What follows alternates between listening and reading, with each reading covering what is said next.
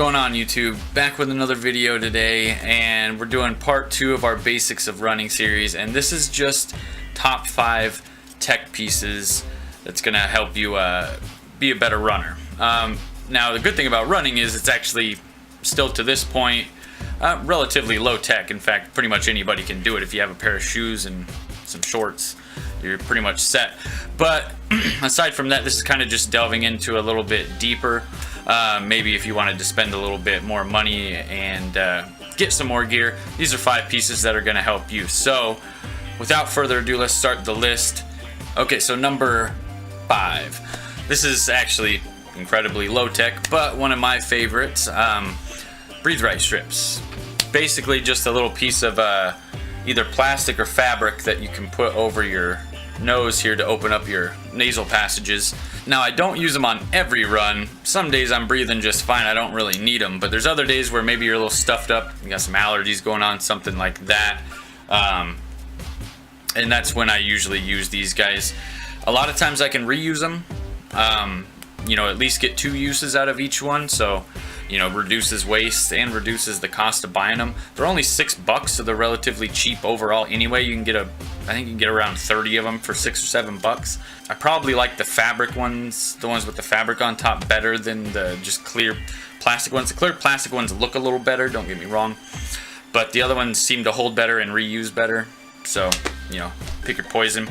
Okay, number 4, guys, and pretty obvious that shoes were gonna make it on the list, but technologically speaking, they haven't really advanced to the point that they're gonna charge your phone or upload your run to Strava or anything like that, but you know, they're still pretty high tech. They're mostly now made out of man-made materials that are breathable and lightweight. That's good if you're somebody like myself that doesn't wear animal products, makes it easy to find shoes.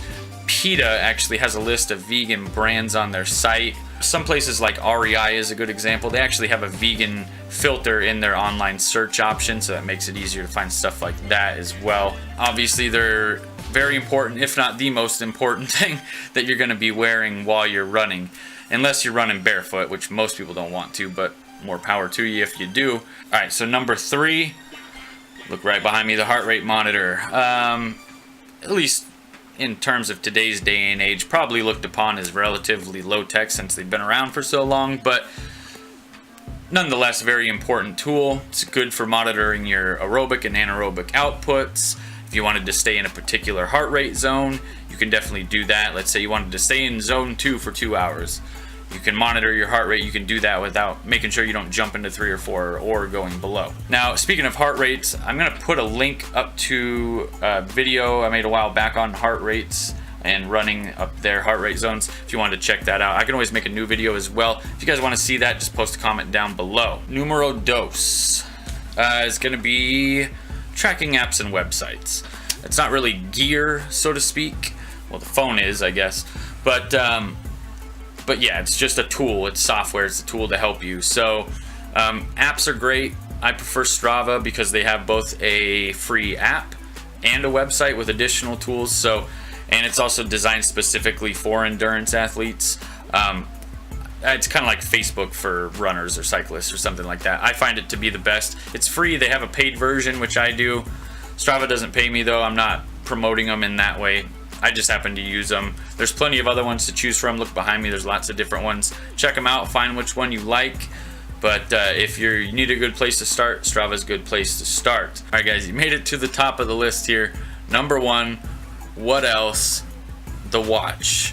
I mean, come on. The watch nowadays, these things pretty much, they track your running, your cycling, your swimming. They track how many steps you've taken, how many calories you've burned. They track your calendar. They control your music. They track your text messages and emails. Now, on top of all that, they also basically, the main function of these things is to, number 1, have that data readily available while you're running at the moment, so you can tell in that moment, you know, how fast you're going, what your heart rate is. You have all that data available there. Then this little contraption is going to take that data and send it over to a website or whatever it is that you're uploading this stuff to, and then it's going to present that data to you in a readable form on your computer screen or your phone or whatever it is that you want to see. So, very important. Watches do a ton of different stuff. Now, are they 100% necessary to run? No, I can go run without. I can take it off and go run all I want.